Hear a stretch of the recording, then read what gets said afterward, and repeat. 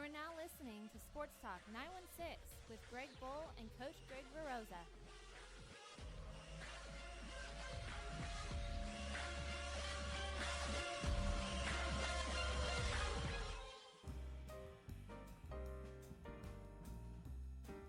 If you'd like to participate in this show and listen live, there's a number of ways to do it. You can go to the Mixlr app, or you can follow us on Facebook Live every Sunday. You can also go on the wildfireradio.com website and listen to us Tuesdays at 3 o'clock Eastern. Can't go to that site Pacific. anymore. And if you want to contact us, head over to our website at sportstalk916.com. There you'll find all of our social media feeds, bonus after-hours content that you won't hear anywhere else. You won't hear it there either. What the hell? What was that? Is that your phone? Yeah, my phone's on. Go for it. All right. Hey, it's Sunday morning. We're a little late. Sorry, I had a couple of issues that came up this morning already. So I'm the cause of us being late, like always. I am Coach Greg. Right there is Mr. Chief, Greg Bull. Together, we're the two-headed monsters of Sports Talk 916, and this is episode 238. Hey, I got it right all by myself. What's happening? What's up? How's it going? It's going. Gotta squeeze in a little bit more. Not much going on. Just another. Look like I'm fucking bald. Yeah, the lighting's not so good this morning here in beautiful Rancho Cordova, California. Right. It is February 25th. It is episode 238. It is. It is Elimination Chamber Day. What? WWE Elimination Chamber Day. Oh, so God. happy Elimination Chamber Day. Happy Rusev Day. Happy what?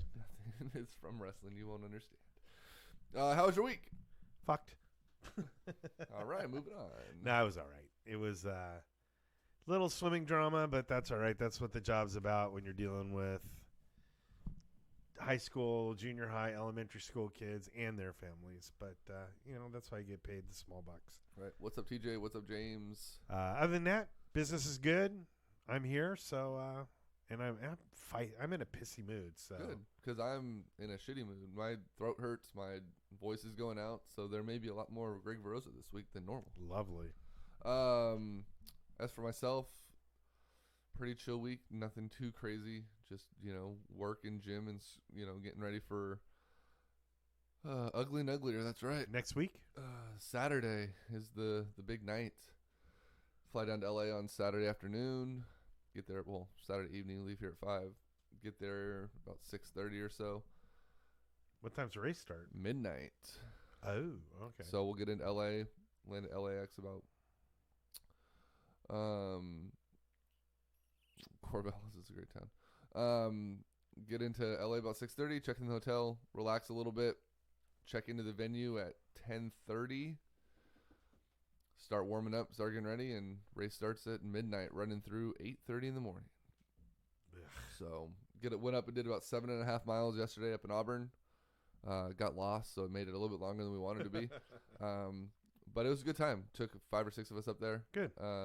Hit the trails, did some good running. Got some folks ready for their first Spartan race. I was getting ready for the Mutter. And definitely good times all around. So probably wasn't the best idea with my throat being the way it was, but probably not. Needed to get the miles on the feet, so it is what it is. So big show today. A lot to talk about. A lot of different things to talk about. And we'll jump right into it. Major League Baseball is back, finally. Yay. There were some... I decided, I think I finally came to the conclusion that baseball might be my favorite sport to watch and to follow. Same. It just, I'm always excited when the NFL season starts. I'm kind of excited when the Kings season starts, at least for the first 3 or 4 games where they look good. Right. Then it goes down from there. But, God, when baseball starts, it just... There's something about it. There's just that happiness. I don't know if it's time of the year. Now it's getting closer to spring and summer. But just being able to sit down and chill and watch a baseball game and just kind of, it's just cool. Yeah, it's a lot of fun to watch. And, you see all the players rolling out. You see You see that camaraderie back on the field. You see the ball flying off the bats, and you hear that. I was watching the live day one of spring training for the Giants. I was watching the live feed that they put on their Instagram, and just hearing Bumgarner snapping Posey's mitt behind the plate was just a thing of beauty. It's like music to my ears. And then McCutcheon took Bum deep, and Bum looks at him and just says, "I'm so glad you're my teammate this year." They lost their opening game, but nobody played in that game. They beat the Dodgers yesterday, so it's already off to a good start. Longoria is going to make his debut this weekend. Posey will make his sometime in March. Same with Crawford. And they announced that Bumgarner will be the opening day pitcher this season for the Giants. Now, something a little bit closer to home for us, a little bit kind of exciting. We hinted before that we were trying to get former Reds starter and Cubs reliever Manny Parra on the show. He's coming off Tommy John surgery, trying to make a comeback into baseball. Scheduling just didn't work out for us. Didn't we have his uncle? We had his uncle or something on, didn't we? No, his uncle is dating my mother-in-law. Oh, okay. But we were trying to have him on. Unfortunately, it didn't work out. But news came out yesterday that he just signed, or he got an invite and signed to Giants AAA or minor league spring training. So there's a chance that hopefully he'll make his way through Sacramento. I texted him. Formerly of Castle Robles. Yes, sir. Yep. I texted him the other day, told him congratulations. Hopefully we'll see you in Sacramento. He said that's the goal. Sacramento right now is where he wants to be to get ready to make it back to the major leagues, because it'll be a dream come true to play for the team that he grew up rooting for. Cool. So awesome. Wish him all the best of luck. But him being a pitcher, let's say he does make it to the big leagues. Major League Baseball decided that they're going to implement some rule changes this year. And you're a little bit more versed on them than I am, because I don't pay attention to the rule changes because I think it's stupid. But there's a couple of them. There's limiting the catcher's visits to the mound. Limiting all visits to the mound. So it doesn't matter if it's a first baseman, second baseman, manager, pitching coach, catcher. It doesn't matter. The teams, I believe, are limited to 6 visits per game. Oh, shit. Total. Wow. That's from what I've heard, that excludes pitching changes. So if you come out to make a pitching second visit doesn't count. So if you come out to make a pitching change, then that doesn't count against your 6. Gotcha. If the pitcher and the catcher are crossed up in signs, so pitcher thinks he's throwing a fastball, catcher's asking for a slider. If they can't agree on what's going on, then they can go out, and if the umpire deems that it's because they're crossed up in signs, he can waive off the visit. How are they going to deem that? Just say that's the case every single time. Pretty much. The shortstop comes in and says, "Hey, I'm crossed up. I thought we were throwing down. He didn't throw down. What's going on? There's a visit." Yeah. Well, that's what they're doing. Anytime a player leaves their position to talk to the pitcher, it's counted as a visit. Unless it's cross-up signs. Or pitching change. Okay, so Hunter Pence is out in left field, and they're throwing crazy signs. He comes running in. Hey, you guys were crossed up. You only got 5 left. That's retarded. Now, here's the thing. From what I've heard, again, I haven't really done a whole lot of reading on it. I've heard about it on the radio a couple of times. There's no meat in it. So they haven't really figured out what the consequences are if you exceed your visits. That's like what TJ just said. I'm curious to see how much of this gets enforced. Yeah, I don't think there's anything that they have in place to enforce. I mean, I don't think you get an extra ball. I don't think the batter gets a base. I don't think it's like a balk. There's no, as far as I've heard, there's no consequences. So it's really kind of a stupid rule. It's a knee-jerk reaction. Well, that's like with the pitch clock. They didn't enforce it last year. No. I mean, they already said now that they're going to take out the pitch clock in Major League Baseball. It's not going to happen. Right.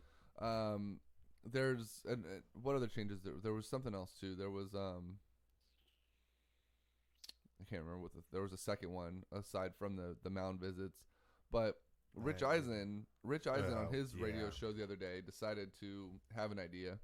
And I heard that he heard it from a Major League executive that was in talks. He might have. You might have heard it opposite. I heard it the other way around, but either way, a Major League Baseball executive has this information, and it came down through Rich Eisen. And the idea is that.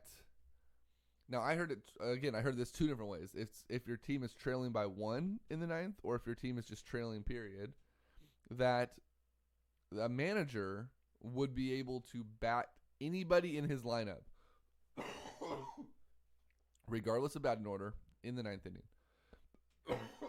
Now, the thought behind that was, or the premise behind that was, in football, if your offense has the ball or if your defense has the ball, you have your best available players on the field to make the stand.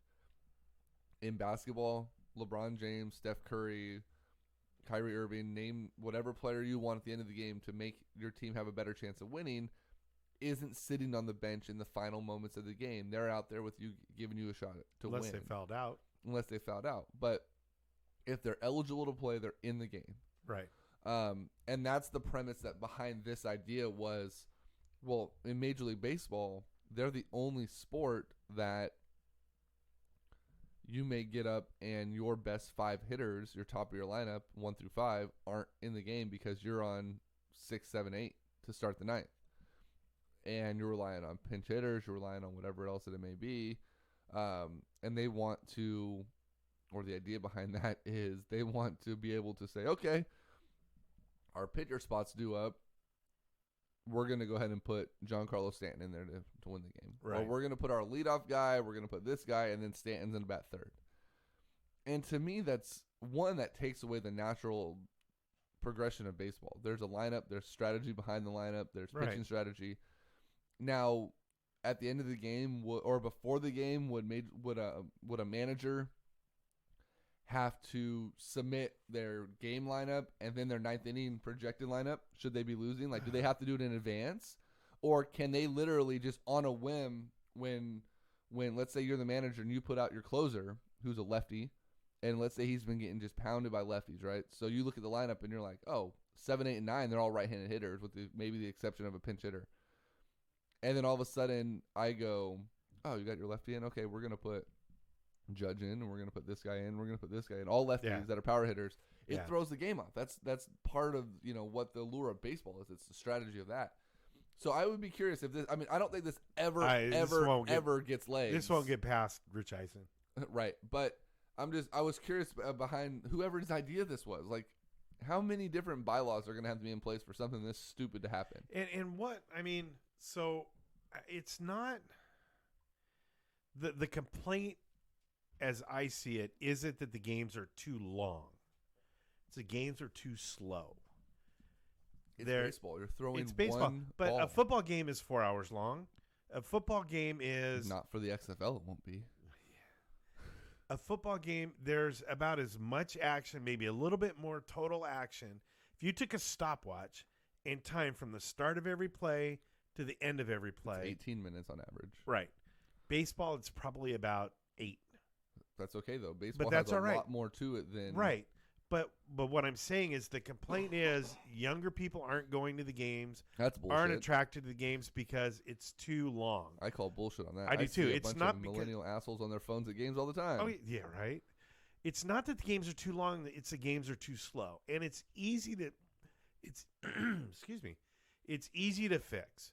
The fix is you cut down on the time in between innings. You enforce the rules that say that you stay in the batter's box. You call the strike zone like it's supposed to be called. Right. You cut down on the trips to the mound, which I kind of like this rule. You eliminate all those wasting of... Hold on. You put a clock on review. Yeah. If you can't review the play in 2 minutes, or if Secaucus or whoever the hell they're sending it off to can't get a... Oh, that's basketball.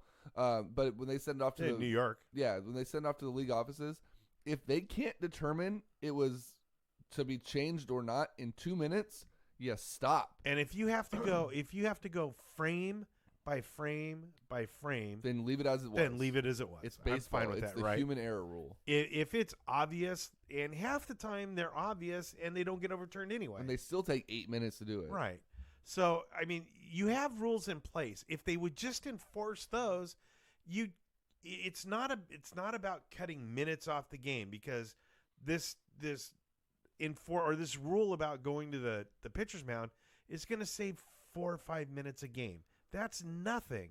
It's the pace of the game. It's how fast the game is played between pitches. That's what needs to change. And I think all the players are for it. I just think it's money. I think once you shorten the time in between innings, you got to make up that advertisement somewhere. So you sell advertisement on the, behind the plate and on the outfield walls. Right. There's a lot of things you can do. Baseball doesn't need to be fixed. It needs to be tweaked and called and enforced like the rules are set to be. So James says, definitely too slow. If you have a great product, fans will watch no matter how long because the product is so good. See football. Yep. And I agree with that. But I mean, that goes to the younger group, because there's the purists of baseball that will, I mean, look at the numbers. They sit through a Yankees Red Sox game every single year, and those games are the slowest on the planet. It's to catch the attention of the younger group.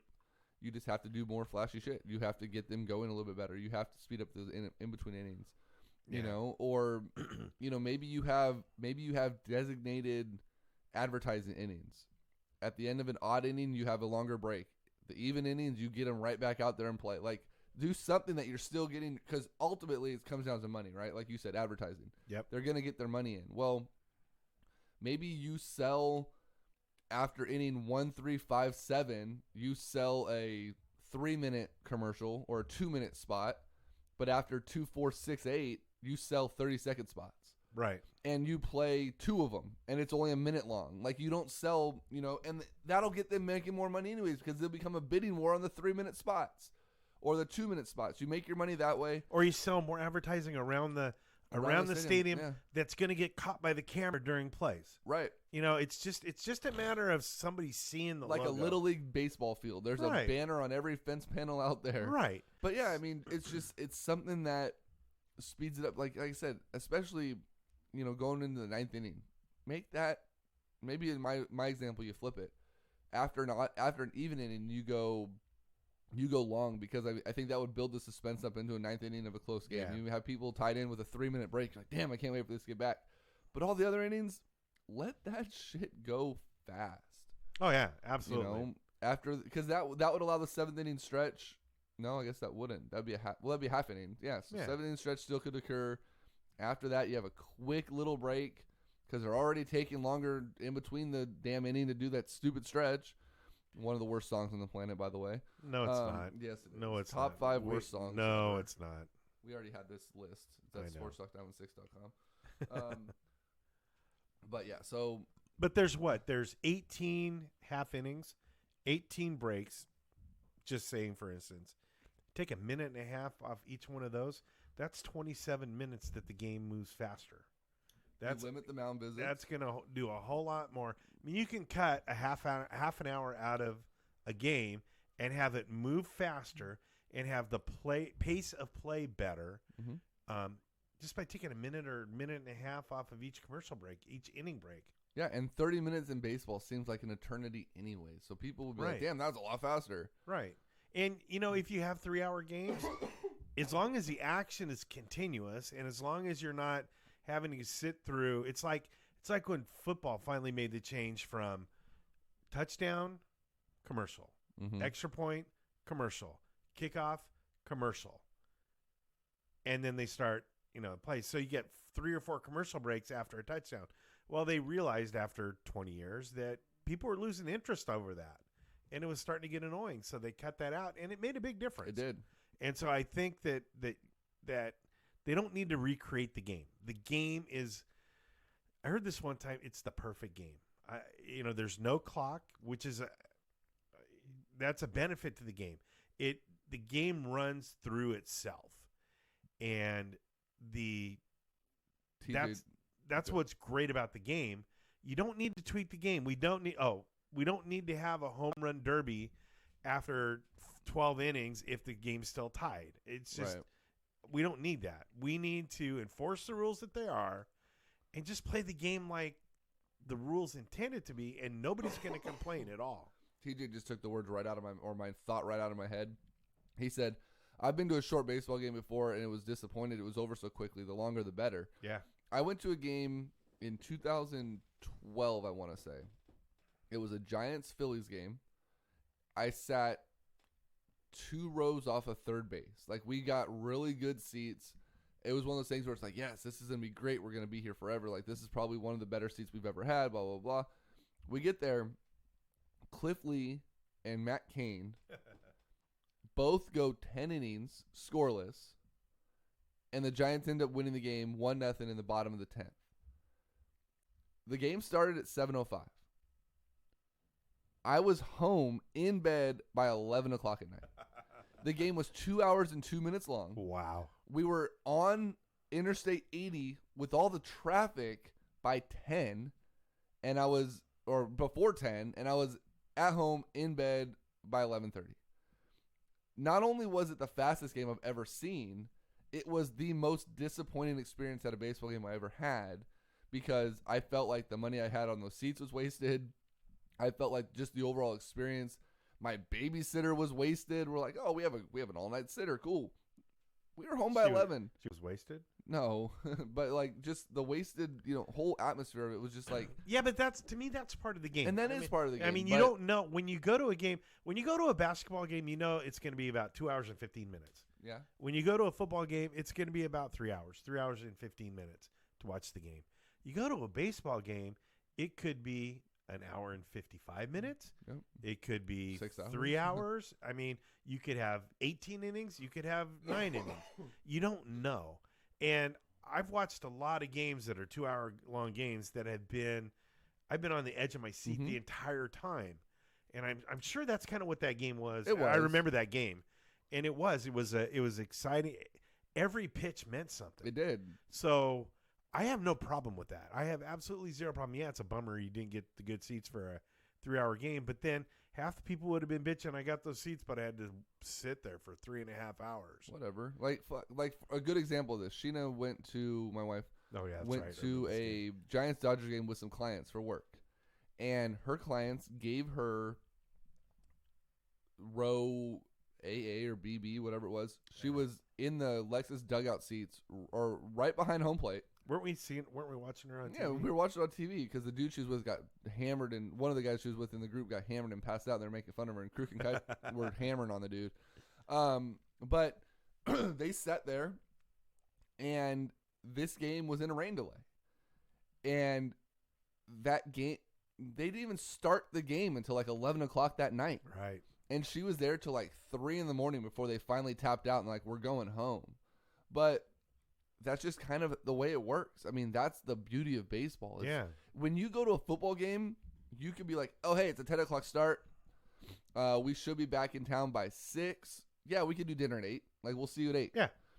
Kings game, same thing. Hey, we're going to the game. Oh, I don't have tickets. You want to just meet up downtown after the game? We'll have some drinks? Yeah, we'll see you at 11. Baseball, you're like, hey, go to the Giants game. They're like, all right, well, you want to do something tomorrow? Because you clear the whole schedule. You don't plan stuff around baseball. Even if you go to a Rivercats game, it's Yeah. like, hey, well, okay, I don't know. Maybe might be done at 9:30. It might be done at 11:30. And Yeah, I've you been to go to both. an 18-inning game at Rayleigh Field. You're there till 2 in the morning. There's 4 people left in the stands. Your kid goes home with 9 baseballs. That happened to my friends. Oh, did it? Yeah, he was the only kid running around grabbing all the foul balls. He took 9 of them home that night. Did they stay for the fireworks? Mm-hmm. Nice. And West Sacramento was pissed. It was like 3 in the morning. They're shooting fireworks off. I could see Wake one up of the. to that. I could see one of those next door West Sac things. Gunshots. Gunshots fired. Right. Is that gunshots? Right. Well, baseball's got some. It's got some issues. It's got some problems. I think long term, the audience is starting to die away a little bit. It's not a flashy, lots of bells and whistles. Bring lots back of the steroid era. Yeah, there's not a lot of stuff. I really do think the home run explosion last year is going to bring some of those guys back because everybody digs the long ball. Yep. We don't need to make huge changes. They just need to go with the rules that they have. Yep, exactly. So James mentioned earlier that he is in Corvallis watching wrestling. Is that the summer something in a cage, whatever WWE's has today? No. Elimination Chamber. He's not at the Elimination Chamber? No. He's at Real Wrestling. I thought wrestling was real. It is, but he's It is. he's at Greco-Roman wrestling, Oh. not Okay. Amazing Wrestling. So nobody's going off the turnbuckle up there? No, I wouldn't. I don't think they even have turnbuckles. I say he's an idiot. Speaking of idiots, do we even want to touch on the college basketball booster money paying the kids? Because I feel like that will put the two people we have watching right now to sleep. Do you want to? I mean, you had a good idea on it as far as paying them, and I really wanted to talk about this, but this story came out on Wednesday or on Thursday, and I listened to a lot of ESPN, a lot of local radio, a lot of anything, and that's the only topic of discussion. So we'll get into it real quick. I do want to hear your version of how to pay these guys, or how to fix this issue of money laundering and whatever you want to call it. But I don't want to dive into it too deeply. So give your example on how to fix it, and then we'll go ahead and. So my thought on how to fix it's really easy, and I think I've talked about this before on the show. Mm-hmm. The colleges right now have a pool of employees that they've hired to work in the bookstore, work in the student lounge, work in the cafeteria, work wherever, and they have a pay scale. So my solution is you put the athletes on salary equivalent to what somebody in the bookstore makes. So if they go to practice 20 hours a week, they turn in a time card with 20 hours on it, and they get paid for it. Every year, you get a little bump in pay because you've played a little bit longer. It seems to me that the big issue isn't that people need to make money. The issue is kids can't afford to go buy a pizza. Although I had a different feeling last night, so I'll get into that in a second. They do get a per diem. It's usually about $750 to $1,000 a month. Right. But that goes fast. That can go fast, especially when you're spending a shitload of money on tattoos, which came to the realization last night that there's a lot of dudes spending a shitload of money on tattoos that if they did, they could probably buy their girlfriend's pizzas. Right. But that's going to put another. Hold on real quick. James says, I heard the same idea from a caller on Sports 1140. Yeah, you know what? He was pretty smart. him. It was me.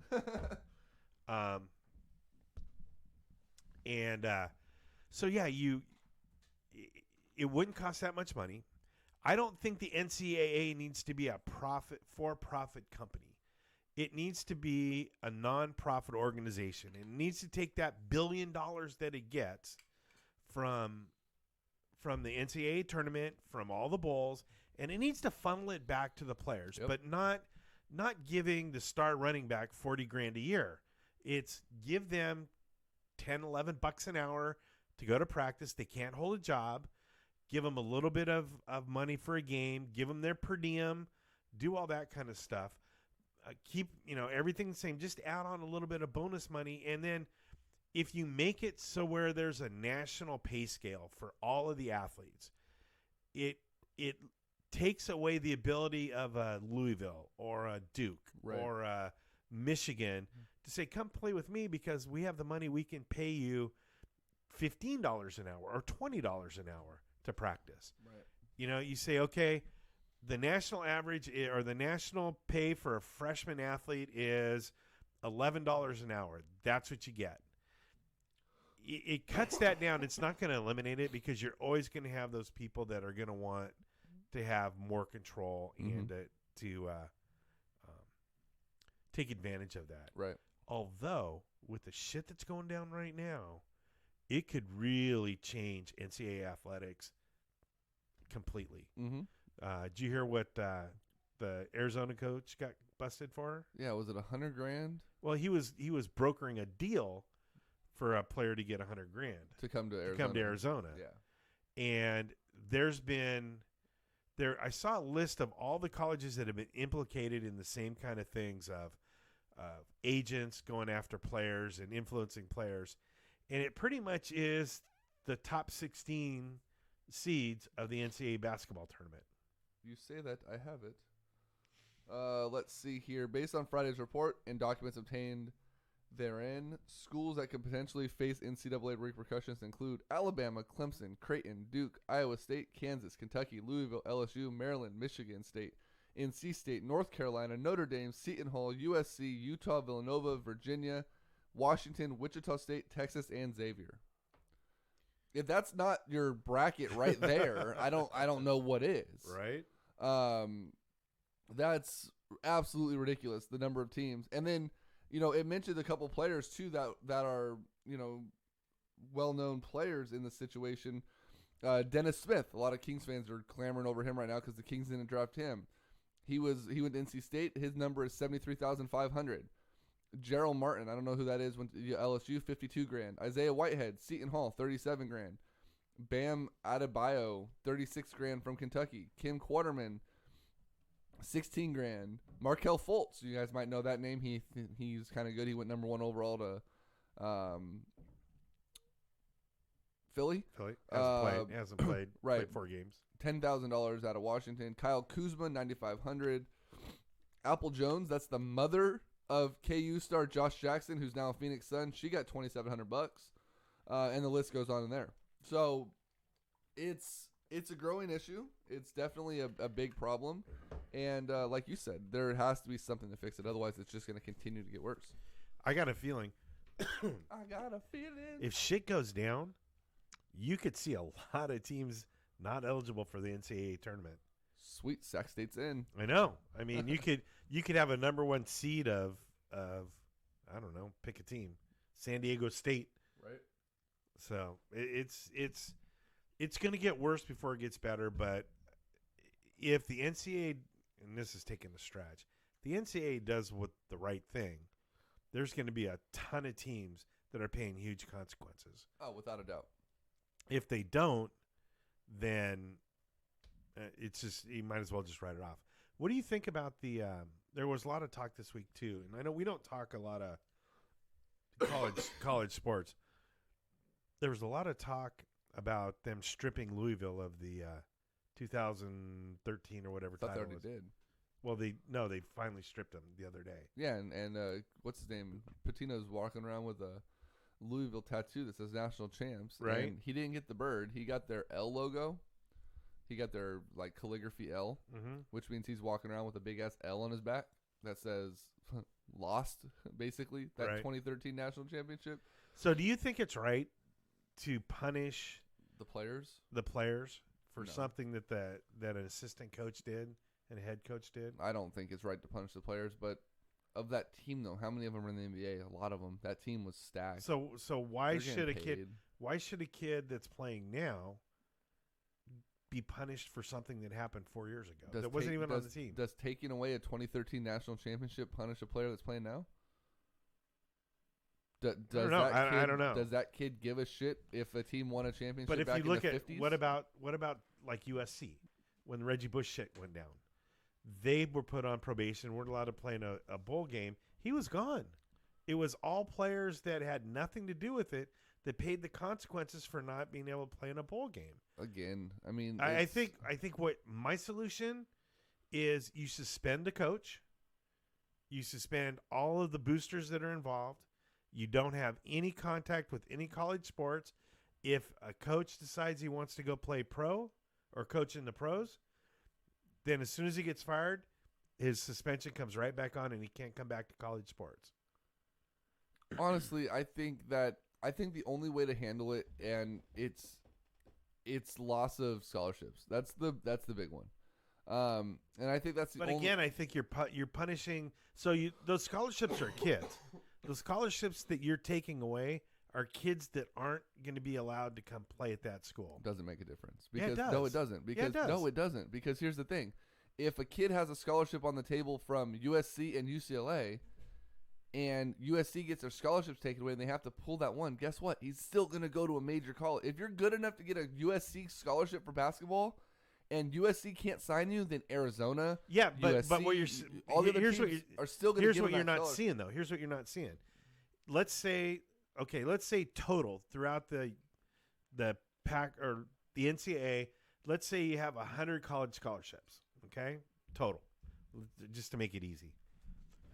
Let's say USC gets 5 of those taken away. Yeah. Now you only have 95. So So give five kids that would have played in NCAA Division I level sports now don't get to play because you took those scholarships away. Is that how the scholarship system works? Is it based on the division, or is it based on the school? But what I'm saying is you're taking that number of the other schools don't get to add scholarships. Then that's how they fix it. You add if there's 6 teams in your division, or let's say there's 10 in the Pac-10, right? Or Pac-12, whatever. There's 12 teams. And you take away 6 scholarships, then who do you give them to? You have a lotto. You have some kind of lottery system or whatever. I actually like that idea. That says, hey, the other 11 of you guys are in a system. You guys get extra scholarships. Because when it all comes down to it, and here's the deal, it may hurt a kid that's on the bubble at another school that's going to get a scholarship, but if the number 1 recruit coming out of high school goes, UCLA is going to look at the bottom of their list and go, hey, kid that we were just giving one because we have to give a scholarship at this point because I think they have to use them. Guess what? You're out. Sorry. Go play somewhere else. And so why is that fair to that kid? Life's not fair. That kid's not even going to crack the court anyways. He's getting a pity scholarship. Nah, I disagree. Well, give him out to other schools in the division. I like that idea. I like that. You divvy them up. But punishing kids that had nothing to do with the program or were at the program but didn't have anything to do with what was going on, it's just not right. It's you can't do it. You need to punish the people that were involved. I have no problem with them taking away the Heisman Trophy. I have no problem with them taking away stuff that individual honors that player earned because he was ineligible. But don't punish the rest of the team. Don't keep the 2018 team from the NCAA tournament because the 2013 team screwed up. Yeah, well, it is what it is. College basketball's stupid anyways. All right, let's move on. Let's do this real quick. That by the way, was For Greg all of your Bull real being estate bored needs with what in we were talking Sacramento about. I just area, don't give a Northern shit about college California and sports. across the country. Give me a call, 916-223-6688. It's Greg Veroza from Keller Williams Realty. If you're out of the area, I know people all over the country that can help you out. So give me a call, 916-223-6688. Or you can go to my website, gregveroza.com. All right, let's talk football. We're going to skip over the Kings bullshit. We're going to go to football. Okay. You see the article that came out about Gary Plummer? Used to be middle linebacker for the San Francisco 49ers. San Diego Chargers. Overall badass. Yeah. Right? That article came out that he's suffering from CTE. Really? And he's able to manage it with yoga and exercise and healthy diet and all that other crap. Mm-hmm. He estimated that over his playing career, he suffered 2,500 concussions at least in his playing career. Holy shit. So here's the way he estimated that, and I want to get your opinion on this. Okay. As a middle linebacker, he said back in the day, if you didn't have at least 10 instances where you made a play and you got up off the ground dizzy, not incoherent, but like discombobulated a little bit, Right. seeing stars or whatever, a game, then you weren't playing hard enough. I can see that. So he estimated that he played 250 games in his career. He had, 10 of those occurred in a game on average, he had at least 2,500 concussions in his career. Is that something that should be like a... Is that one of those things where they say, oh, it comes with the game, it comes with the type of player he was? Or is that something that is going to... If more players start coming out with this and if they can prove something like that, it's going to be instrumental to changing football? I think it already has changed football. I think that you're getting new coaching techniques. You're getting people learning how to tackle, not just throwing their head in there. Well, yeah, the tackling back then was a lot different, but even then, I mean, you're spinning a running back down to the ground and you guys hit heads, or he lands on your head. There's one. Like, it's not even if it's 2,500 over your career, that's not 25 head-led tackles. Or 2,500 head-led tackles. That's just the nature of football. Yeah. And I mean, and hell, 5 of those a game could have come from his teammate going, "Oh, great hit," and headbutting him, right? You know, so it's like I'm wondering if more accounts of this start coming out, and as more of these older players start to pass on, and if they donate their brains to research for CTE, if ultimately it could spell doom for football as we know it because of the serious ramifications that's coming from that. I don't see how it can't. Right. I mean, I don't see how it can't have a negative effect because I don't know the numbers and I'm just guessing, but I'm assuming that youth football, I mean, there's a bill in the assembly right now to ban tackle football until you're a freshman in high school. And I'm not totally against that. I'm not either. But once you start doing that, then how hard is it going to be to say, well, you know what? Freshmen and sophomores really aren't as mature enough to handle it. So, you know what? We're going to ban JV football, and you can't start playing football. So what we're going to do is we're going to play flag football as a freshman and sophomore. And then you can start playing football when you're a junior. Well, 17-year-old isn't that much more developed than a 15 or 16-year-old. Right. So pretty soon you have high school football diminished, and you're going to start seeing that go. As long as there's big money involved, I think it's all right. But once you start seeing, if you start seeing viewership drop off, participation drop off, the money's going to start going away. Football could be dead. I mean, I don't think it's going to happen in your lifetime or my lifetime, but I could see in the next 100 years, there's no more football. Or does the NFL take some of that money that they're just loading into garbage bags anyways, and do they implement a lifetime or a scale for prolonged medical coverage after football? Well, I mean, that should be going on anyway. But what I'm saying is that going to be the NFL's Band-Aid to this problem? If you play 2 to 3 years, we'll double that, and we'll give you 6 to 12 years of medical coverage after. If you play from 8 to 10, we'll give you... It should be lifetime. What I'm saying, I mean, if you play 10 to 20, but if you play 10 years or more, you get lifetime coverage. Like I think if you play 2 years, you should have lifetime. It's not going to be... You're not going to see it happening at the NFL level where college kids are going, you know what? I don't think I want to play NFL football. I'm going to go somewhere else. You're seeing that a little bit, but you're not going to see it as much as what you're going to see is... Just wait till 2020, baby. Why, what's that? Oh, you know. Brock Lesnar. Oh. XFL. Whatever. They're going to be great. It's Really? fantastic. God. Elimination Chamber Day. Whatever. Go off the top turnbuckle. Happy Rusev Day. You're gonna see. Who's that? James. We'll get to it. Hold on. Go ahead. What you're gonna see is you're gonna start seeing the participation at the high school level start to dwindle. You're gonna see less and less good athletes going to NFL football or to college football, which is going to bring the game down. I can see in 50 to 100 years that the NFL is nothing near like what we know it is today. There's one thing, and I've heard this before, and I'm not sure that it's not a bad idea. Is what if you got rid of helmets and played with leather helmets? I mean, a lot of guys think they have that helmet on. It's safe. I can leave with my helmet. Maybe. James says, I don't see the concussion thing being the downfall of the NFL. It's no longer something that isn't known. The game will keep being played. People know the risk now. And in my opinion, people have known the risk for a lot longer because it's the court of public opinion via social media, outrage, soccer moms, blah, blah, blah. Then it becomes a problem. It's a widespread knowledge now that head trauma happens. People will still play. The NFL needs to have players entering the league, some sort of consent acknowledgement form. I feel that there should be, to branch off what James said, and I completely agree with him. Yeah. There should be a symposium of new players coming in that says, look, this is the way that you need to be tackling. This is the way you need to be identifying these.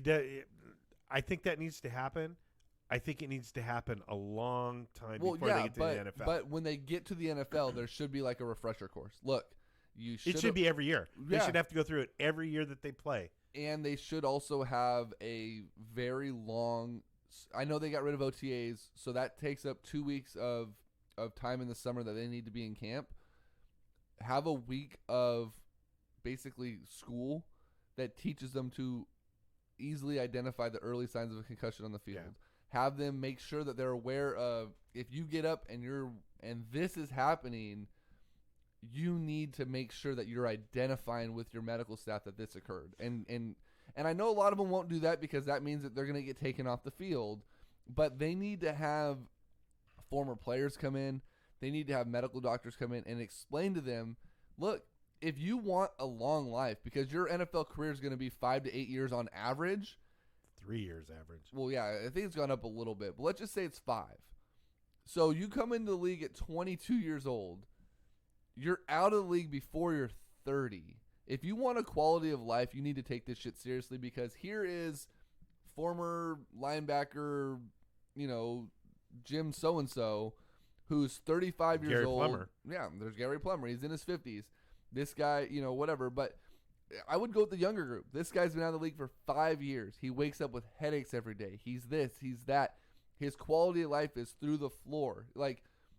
And explain to these guys, I don't care if you're a rookie or if you're a 15-year veteran. You need to be reminded of the consequences of you being too fucking cocky or too stubborn to identify or self-identify that you're having an issue. Well, I think if you start that when they're in high school, when you're in high school, the first week of practice, you spend going through a symposium of this is what you need to look for. You're young. If you start waking up with headaches every day, you need to talk to somebody. And I think they're doing a better job of handling that at the high school level. But it needs to be drilled into their heads, no pun intended, every year that they play. Yeah. And by the time they get to the NFL, they shouldn't have to go through it. They should, but it should be just, like you said, a refresher course. Even so, I think you're going to start seeing more parents not letting their kids play football, right? Because of head injuries. And I think what it's going to do is sports like soccer, which has just as much head trauma as football. But I wouldn't say just as much. It has a lot. The reports I've seen are that maybe it's on a smaller scale. There's only 11 people on the field as opposed to 53 on a full roster that are getting it. Maybe on a scale it is. But I've heard that by percentages, the number one sport. What's up, Isaac? The number one sport for concussions in youth sports is soccer. Well, it's because they allow the youth to head to the ball right. and not properly teach them the proper form to do so. I think they can do a good job of maybe getting rid of the headers in soccer all the way through. I think you're going to see that pretty soon, that striking the ball with your head is not going to be allowed. And it's going to be the same thing. Until you're a junior or senior on the varsity level or whatever it may be, you can't do it because you haven't learned how to do it. Right. You're going to see that. You're going to see sports like swimming. You're going to see basketball. Curling. Yeah. Woo! You're going to see volleyball. You're going to see track. You're going to see those other sports with a little bit less of a chance of having major life-altering injuries. I got one for you real quick. You're a boxing UFC guy, right? Mm-hmm. James just said, funny thing to me, you hear nothing about concussion issues in boxing/UFC. It's universally accepted.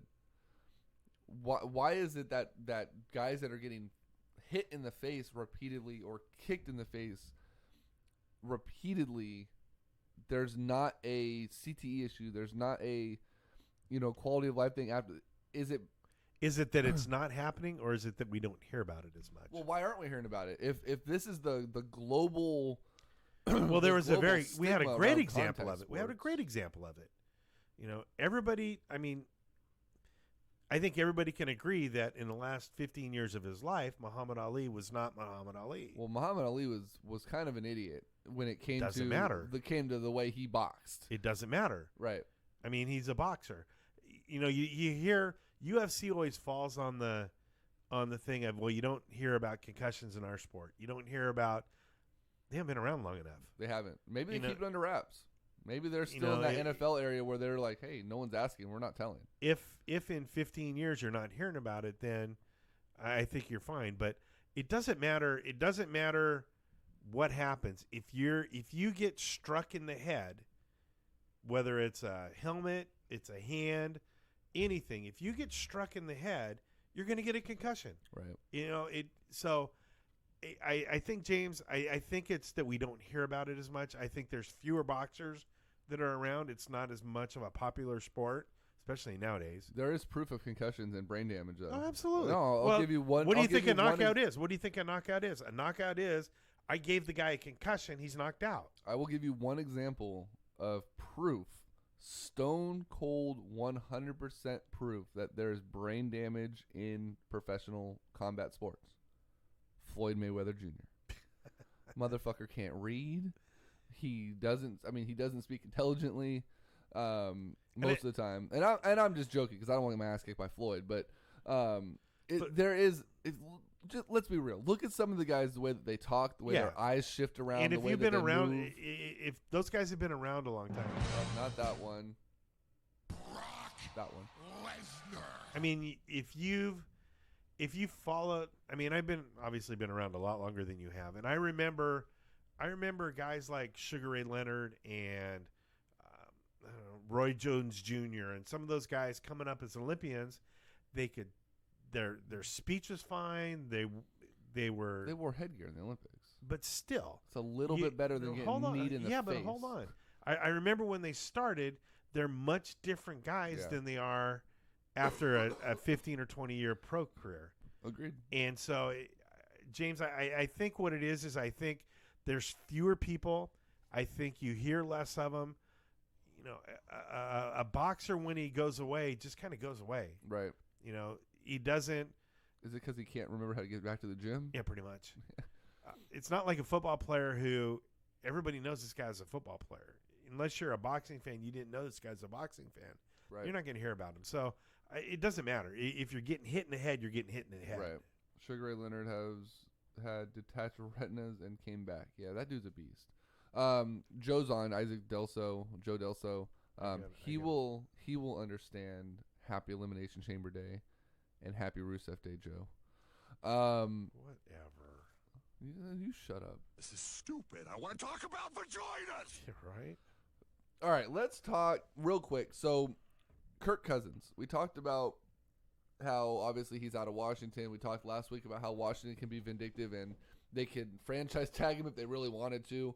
A report came out earlier this week that he was going to go. He was in principle agreeing to see. Look, he knew that he was going to go to Denver. Whatever. Well, the Jets apparently have started rustling some feathers when it comes to Kirk Cousins, and apparently Denver is a little bit on hold now because rumor has it that the Jets are working out amongst their cuts and different, structuring of contracts a way to not only sign Kirk Cousins, but they want to front load his deal. And it makes me laugh even thinking about it, to include his payment for year one. You want to guess what they're looking to pay him in year one if he can sign with the Jets and not the Broncos? No idea. They want to front load his deal so that his first year of salary is in the realm of $60 million for the first year, and then structure it down from there. Is that not a Jets? I mean, that's like a Browns move, but is that not a Jets move? That's so stupid. So let's tie all this together. For $60 million, would you live with CTE? For $60 million for 1 year? Yeah, would you live with CTE? This is ridiculous. I mean, I don't know. I wish they didn't. I wish they really didn't publicize athletes' contracts and how much they're making, because I think it just takes it away from it. Yeah. Who cares? I don't care. Yep. So what I want to do now is I wanted to just kind of go through. So there's a lot of, as NFL free agency is approaching, a lot of teams are trying to posture with players they want to cut, players they want to move on from, and to free up cap space. TJ, you're high. So I wanted to go through a couple of the teams, and then we're going to focus mainly on the Raiders and the Niners at the end of this. But just kind of go through some names. If a name sounds intriguing, and you want to maybe talk about the Niners or Raiders going after one of those players, let me know, and I'll put a little star next to them. But we'll just kind of go down the list. I didn't go through every team because some of them, the names were, first of all, were like who, and the other ones were like don't give a shit about that guy. But so the Chiefs obviously traded Marcus Peters. Real quick on that, there was rumors that the Niners were in on it, but as the Niners have said since day one with John Lynch, they're not going to talk about public or transactions or conversations publicly. There was just a rumor that they were in on the talks, and that rumor prompted the Rams to go out and give up like 4 draft picks for Marcus Peters. So, and then it comes out a day later, the Niners never even called Kansas City once. So kudos to the John Lynch crew for getting that tidbit out there to raise the price on the Rams, because now the Rams have to make a decision on, I believe it's Darnell Johnson is their CB, and Sammy Watkins, because now that they've brought in Peters, it doesn't look like they can afford to tag either one of those guys. Nice. But anyways, the Chiefs, Derek Johnson, middle linebacker, Darrelle Revis are two of the most likely cuts. Darrelle Revis can go away. I don't care. Johnson to me is intriguing for the Niners and for the Raiders because the middle linebacker position, especially if Reuben Foster gets suspended. Denver's looking at Akeem Talib. No, not interested. The Ravens have Danny Woodhead, Jeremy Maclin, and Brandon Carr as potential cuts. Not interested in any one of those guys. Okay, the Raiders, will get to that in a minute. The Titans, there's a lot of rumors swirling around the Titans right now because of how well Derrick Henry did in the playoffs that DeMarco Murray could be on the cutting list. Okay. The Colts have Frank Gore looking to be cut. The Texans have already cut Brian Cushing, another middle linebacker. See, I think that's a good one. Mm-hmm. The Cowboys, Des Bryant. ESPN put out an article the other day about Des Bryant being cut, potentially being cut, and I would take Murray as well. About Des Bryant being possibly cut, and they ranked his top 3 potential landing positions. Number 1 was the Washington Redskins. Number 2, the Philadelphia Eagles, thinking that if he's cut, he's going to want to be vindictive and stick it to Dallas. Right. And the number 1 most likely landing position for Des Bryant, the San Francisco 49ers. Change of scenery, a coach that likes to throw the ball, get the ball in the air, a quarterback that needs a big target in the red zone. Honestly, I could see Tremaine Johnson, that's the one, I'm sorry. Tremaine Johnson to the 49ers seems like a done deal, weakens the division rival, fits the mold of cornerback the Niners want, and Johnson is from Stockton, so he'd be getting close to home. I agree with that 100%. Now, Des Bryant, if he came to San Francisco, it's not a division rival, but it is a rival of the Cowboys. He knows that history. He knows what it would do to Cowboy fans and that organization if he were to go there. I could see a resurgence from Des Bryant a lot like the Randy Moss from Oakland to New England resurgence that we saw that first year where him and Brady were unstoppable. Right. I could see Garoppolo Bryant being an unstoppable combination, especially if it came down to just the red zone. I mean, he's a big receiver. Garoppolo's got great touch on the ball. I think that'd be fun to watch. I do too. I'd take Bryant in a heartbeat. Without a doubt. Because, he's been a pain in the ass in Dallas, but I definitely think that it's somewhere that he could. I think a lot of that. I think a lot of it James, you just took the literal words out of my mouth. Dez has been held back by Captain Checkdown the past 2 years out of Dak Prescott. And that's a receiver that fits the mold of Kyle Shanahan's offense amazingly. And I hope that they make a run. The other thing is he's gotten away with a lot. He's a crybaby and he's a prima donna, but a lot of that I think is due to Jerry Jones letting him. Yeah, he does. I don't know if he comes here if 49er management lets him get away with being a prima donna. And I think that's good for him. He needs that structure. Yeah. I mean, when your action to help a guy out is basically hire him a babysitter and not discipline him for his actions, you know that you're just coddling him. Right. Let's see. So we did that. The Giants, Brandon Marshall, Dominic Rodgers-Cromartie. I don't like either one of those names. Either. For the sake of his 75 kids, I hope Dominic Rodgers-Cromartie gets a job. Right. The Rams, we mentioned Sammy Watkins or Tavon Austin also could be a cut. The Seahawks, Richard Sherman, Earl Thomas, Cliff Averill. Let's go back to the Rams. I like both of those guys. Tavon Austin is fast. I don't want Tavon Austin. We have Marquise Goodwin. We have Trent Taylor. We have Yeah, you're right. We have the other. I take Sammy Watkins though. We have the other rookie that was number 84. I can't think what the hell his name was. James will chime in real quick on that because he's big on the Niner coverage. Bourne, I think his last name was. If you can't get Dez, I say Sammy Watkins is an excellent number 2 Who is a option. local guy? Yeah, His dad lives, I think, in Elk Grove. I think somewhere like that. Yeah. I said Stockton. I think the Seahawks: Richard Sherman, Earl Thomas, Cliff Averill.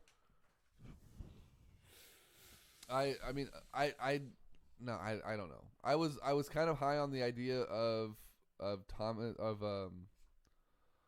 Sherman, but like James just said, Tremaine Johnson. Now that when the Rams went out and got Marcus Peters, there's that, or Fuller from Chicago. I think would be a great one, or even Malcolm Butler. Yeah.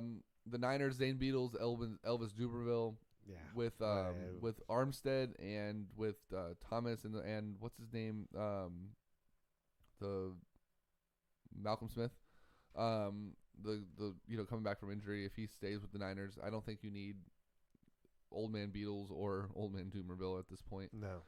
The Cardinals have Mike Upati at AP, Adrian Peterson. The Vikings, Latavius Murray. Packers, Jordy Nelson. The Bears already cut Josh Stinton. He's a 4-time Pro Bowl lineman, offensive lineman. If the Niners don't make a run at him, I'm going to be very disappointed. Right. He's one of the best offensive linemen in football, and it would be a great piece for Garoppolo to be covered. And the Bucs already cut Muscle Hamster, Doug. What do you think about signing Muscle Hamster? I want Frank Gore back. If I'm going to go get an old Frank running, Gore's. Frank Gore's a lot older than. I don't care. If you can bring, I would bring Frank Gore back. 1, to let him finish career in San Francisco. Yeah. But 2, you have Joe Williams and you have Matt Breida, who would learn a lot more behind or splitting time with a Frank Gore than you ever would a Doug Martin. We got both. We got enough money. Bring them both back. You have 4 running backs. Why not? Okay, that's why you're not the GM. I'm just kidding. Raiders have a lot of options to make or to decide on. So every one of these guys I'm about to read off will have 0 cap impact if they're cut from the Raiders this season. Really? Yes. Sean Smith, Rodney Hudson, Khalili Organde, Bruce Irvin, Marshawn Lynch, Jared Cook, Michael Crabtree, Cordell Patterson. Every one of those guys can be cut without implication on the cap. ESPN says that Bruce Irvin, Marshawn Lynch, and Michael Crabtree are the 3 most likely to go. I can see that. It's interesting. And the thing is, without that, the Raiders right now have like $17 million in cap space. Or maybe it's less. Maybe it's 10. There's not a lot for the fuck's his name? Their coach. Gruden? John Gruden. To come in and do much with McKenzie with $10 million in cap space. Well, the other thing is, I heard Gruden. They interviewed Gruden the other day on the radio. What's up, pal? And he said that the hard thing for him is he can't have contact with the players right now. And since the time he's got hired, the only he can say hi to them walking down the hall, and that's it. He can't meet with them and find out if they want to be here. If they want to be here, yeah. what kind of personalities they have. It's, he said he's watching a shitload of film, which you expect from John Gruden. He lives on the film. But, it's going to be hard for the Raiders to really make some big decisions because they're not going to have a whole lot of time to do it. And they don't have a lot of cap space to do it either, which I said on Facebook a couple days ago when Josh Stinton got released by the Bears. I said that would be an ideal situation for the Niners and the Raiders to pursue. Right. I didn't know the Raiders only had $10 million in cap space. I don't think the Raiders are even cap. Is there all their cap room with Carr? Yeah, a lot of it's with Carr. I mean, they locked him up and Cooper. I mean, they have a lot of money tied up in these guys. Yeah. I just don't think the Raiders are going to be heavy players in the free agency, which is great for Niner fans. Yeah. I mean, it's a lot less competition, and nothing hurts more. I mean, and again, this isn't because they're a rival, in my opinion, but nothing hurts 49er fans more than a team, a player that the Niners are going after going to the Raiders for some, whatever reason. Right. And I think that's going to be the same thing if Des Bryant ends up in San Francisco, Philly, or Washington. It's going to stick it to those Cowboy fans so bad. And I can't wait to see what they do with jerseys. If he goes to one of those three teams, How many get burned? how many get burned, thrown away, ripped up, whatever it might be? Because Cowboy fans are as loyal and as insane as a lot of them out there. Raider fans? A lot of the teams. I'm not even going to single out the Raider fans. But the idea that he goes to a division rival or a long-standing historic rival of the team, that they're going to warm Dallas. They're not even going to need to light heaters in Dallas. They're going to have a jersey pile that's on fire for a month. It's going to be crazy. Yeah, I agree. But yeah, any of those other names, I mean, that stood out. I mean, like I said, middle linebacker ones, Derek Johnson, Brian Cushing, those stand out a little bit more to me just because we don't know what's going on with Reuben Foster. My estimation is he's going to get 4 to 6 games if nothing comes further from the issue that's going on, with the investigation and whatnot. And a lot of people are calling for him to be cut. A lot of people want him off the team. The way I look at it is this. He's a rookie. He's learning. He's been known to have issues. John Lynch will corral that once he's allowed, like you mentioned with John Gruden, to talk to his players. And I think you go historically with the 3-strike rule. He's on strike 2. If he fucks up again, he's gone. You can't have anything more than that. And a lot of people go back to, I think it was Tremaine Brock last year that got in trouble and they got rid of him because of the fact that he had, he had the issue with the domestic violence. But that came out under a different circumstance. That came out as like a true beatdown and not just like a speculation. And that was something that I think that he was already not in John Lynch's plans as a 49er. So it was an easy way for him to assert himself as an authority figure. Oh, domestic violence, deuces, you're out. Right. Reuben Foster obviously is a big part of the 49ers plans. And like I said, he's a rookie. He's on strike 2. If he hits strike 3, you got to get rid of him. You have to set that precedent. And then he'll be a Cowboy because that's where all those guys go. But it's going to be crazy. I do want to say one thing I put on Facebook on my personal page. If you don't believe in global warming, you need to go watch the Winter Olympics. The United States getting killed in nearly damn near all medal categories. It just goes to further show that there's not enough snow in the United States. Although we did take women's hockey, which I heard was one of the best games of hockey. It was incredible. So I'm not a hockey fan, and I have a lot of friends on Facebook that are diehard hockey fans. That's their baseball to us. Right. And I have friends that are season ticket holders for the Sharks. I have friends that have gone to Stanley Cup games, and they said that friends that are Edmonton Oiler fans. Yeah, we have Oiler fans, and I heard from a lot of people that game ranks in their top 3 games they've ever watched, let alone recent. I'm a casual hockey fan. I enjoy the sport. I think it's fun. It's a good change. It's exciting. That game, I watched the game. I think I started watching about the middle of the first period, and I couldn't get up and even go to the bathroom. I mean, there were no commercials, so they kept the game going. It was as exciting of a game, and you're not going to remember this because I don't think you were even born. Miracle on Ice? Yeah. Nope, I wasn't. I remember that game to this day. I remember where I was when I watched it. I remember what time of the day I watched it. I remember everything about it. And to me, that game is going to stand up as the best game I've ever seen in my life, ever, period. You can't argue with it. This one or Miracle on Ice? Miracle on Ice. Okay. This is, I'd say probably top 10 games I've ever seen. There was nonstop action. There was excitement. I wish, even the shootout was exciting, but I wish that they would just have kept playing. Yeah. we always talk about the best postseason in any sport is hockey. Yep. Because they play the games out and it's nonstop action. And every time somebody has the puck, there's a chance the game's going to be over and you're sitting on pins and needles. Can you imagine that game going 4 or 5 periods? Oh, wow. With every time somebody has the puck, you're that close. And even in this game, there were 3 or 4 shots during overtime that hit the crossbar. Wow. And you can hear that ping. So I need to go back and watch that game. it was a really good game. It was fast. The thing that I kept thinking about is I kept thinking, this is women's hockey. Right. I don't have that same feeling about women's basketball. Mm-mm. You know, I can watch I can barely watch a women's basketball game, especially at the pro level, and have any kind of excitement like that where I watched that women's hockey game, and it was the 2 best teams in the world. They're equal. I mean, Canada has our number, but they have our number in shootouts and in overtime games. So we're that close to being right there with them and having 4 or 5 gold medals. It was just I mean, to me, it's what the Olympics are all about. And I'm an Olympic junkie. I will watch anything except ice skating in the Olympics. I tried watching that last night, and I was like, dude, The ice skating? It was terrible. Yeah.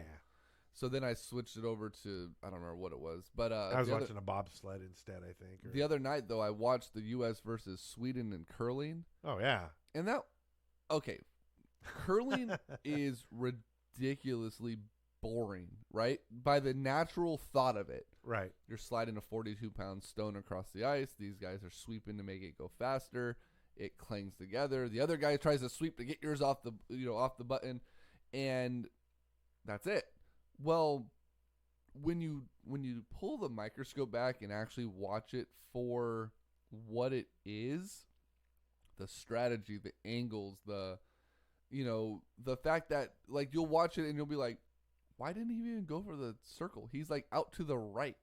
You're like, what the hell is that all about? Like, and then at like 2 shots later, you're like, oh, that makes a lot of fucking sense. It's crazy. So like, I was watching it. I think I watched the first or second throws or rounds, whatever they call them. Ends. That's what it was. And I was dozing off. We had to be up at 6:30 to go running the next morning up in Auburn. And so I dozed off, and all of a sudden, like, I'm kind of a light sleeper, so Sheena was still awake up on her phone watching TV or whatever. And it's probably in the 4th or 5th end now. And I hear her go, whoa. And I'm like, what the fuck? So I roll over, and she's like, look at this. And she rewinds it. And it was Sweden had 2 stones one was like on the right side of the circle if you're looking at it from the camera angle, and one was on the button. And the U.S. dude slides the stone down. He clips it off of the one that was on the right side, knocked it out of the circle, and that ricochet slid over, hit the one off the button. They got that one out of the circle, and he left it on the button. Right. And she's like, I never thought I would see an amazing shot like that in curling. Right. And I was like, holy crap. And then I fell asleep and found out the next morning that we ended up winning gold. So yep. You know the thing curling did, and I don't know if this was curling that did this or if it was NBC, they mic'd everybody up. Yes. Everybody was mic'd up. So there were no secrets. You hear, go. Yeah, and it's like, oh, over here, over there. It's like, what do you think about this shot? Oh, no, you think this shot's better? No, I think we should go here. Now, were they mic'd up in the arena, too, where you could hear them? Because, well, I guess all the players hear everybody talking. And that's what they said is, it's not like football where you go through strategy and it's against. You're yelling down the ice. It's that you're against them. Their stones are there. They know what you're going to do. Right. And they know what they would do in that situation. So it's no secret. Right.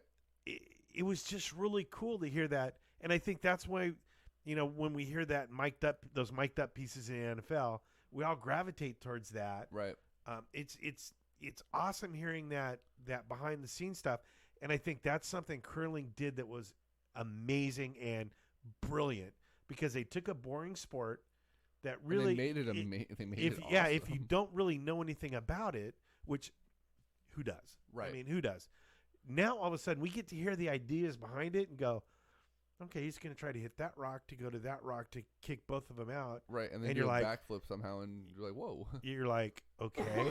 And all of a sudden he does it and it works. It's like, damn, those guys are good. Right. We should make a Sports Talk 916 curling team. Joe Delso earlier said he has a broom. Nice. I have a Roomba. We can just get that thing going down the hallway. No, I don't have a Roomba. I want one, though. But, yeah, no, that was exciting. So, congrats to those. I know USA got trounced when it came to medals and everything. I think tonight's the closing ceremonies, right? Tonight? Yep. You know what I'm excited for? TJ's in. Cool. We got a curling team. What I'm really excited for is it starts March 9th, March 6th, Tuesday. I think it's the 6th. Maybe it's the 9th. 6th or the 9th. One of them. They're easily interchanged. The Paralympics start. Yep. And I was watching a commercial yesterday for a alpine skier. It's this female alpine skier. Yeah. She won gold medal at the last Paralympics, and she's blind. And her husband goes down. Her dad. Is it her dad? It's her dad. Okay, It's her so her dad goes down before her, and they're both mic'd up. You can see the little microphone in front of her face. And he goes down, and using sound and their verbal communication, he basically leads her down the alpine slope, and she's won gold multiple times in world championships and the Olympics. I saw that commercial and had to rewind it like 2 or 3 times to watch it. I was like, holy shit, I want to watch So I this. wonder, does dad get a gold medal too? Because it looks like he's up on the medal stand with her when she gets her award. Is that so she doesn't fall off, or is that because I don't know. do they get like a buddy medal in the Paralympics? I'm not sure. I don't know. Either way, though, it is fantastic to watch. You remember in Rio in 2016, I think it was a 400-meter dash run, that the winner of the Paralympics would have won the gold medal in the regular Olympics. Wow. So, I mean, there's some athletes, and, now you guys all know my situation. With my situation, that starts to become, I see guys like me out there, Mm-hmm. with who've gone through the same thing. Not like me, not fat and old, but Paralympic curling. Let's go. ooh. You I wanna could be a use your hockey- you can I want use to be your a hockey player and ride on one of those little sleds. Yeah. You could use your leg as the broom. Ooh. Like attach like a shoe, like a broom shoe, and Right. hold your leg the whole time and brush. That'd be awesome. I could take my peg leg and There you go. modify it. That'd be awesome. But no, I think, and I've worked with a couple people that have gone to the Paralympics. I had a swimmer back in the 80s that went to a couple of them. I have a buddy that's been on the national Paralympic team as a coach, swim team, and gone to a couple of Olympics. It's pretty fulfilling. It's those guys, they work just as hard, if not harder. They appreciate it even more. And damn, some of them are good. They're really good. There's I saw a swimmer that what was it? I think it was like there's a game specifically for wounded veterans, Right. and she killed it. And I think Prince Harry or something saw her and admired her so much that he made an effort to go to the games and wanted to award her a gold medal because he was so impressed with how good she was. Amy Purdy is a woman to watch. She's a snowboarder. Comes from my mom there.